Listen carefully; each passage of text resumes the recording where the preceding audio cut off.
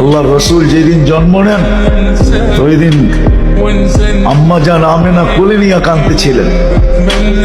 সবাই জিজ্ঞাসা করতেছে কাঁদো কেন? পরিবারের লোকজন, শ্বশুর বাড়ির লোকজন কেন কাঁদো? আব্দুল্লাহ নাই। কেন? আব্দুল্লাহ থাকলে এতক্ষণে খেলনা চলে আসতো। আল্লাহ যেন কানে কানে বলতেছিলেন আমেনা কাঁদিস না, আব্দুল্লাহ খেলনা আনলে আর কোত্থেকে আনবে? মক্কার বাজার থেকে পাথরের আনবে, কাঠের আনবে, প্লাস্টিকের আনবে, মাটির আনবে, সূর্য ডুবতে দে চাঁদকে খেলনা বানায় পাঠায় দিবে। আর ঘটছেও তাই। আবু তালেব বলে বিকালে যখন শোয়া দিছি, সূর্য ডুবার পরে যখন শোয়া দিছি চোখের উপরে, তো বাদাল কামরু আইয়াদনু, চাঁদ দ্রুত গতিতে নিচে নামতেছিল। আর আমি তাকায় তাকায় দেখতেছিলাম।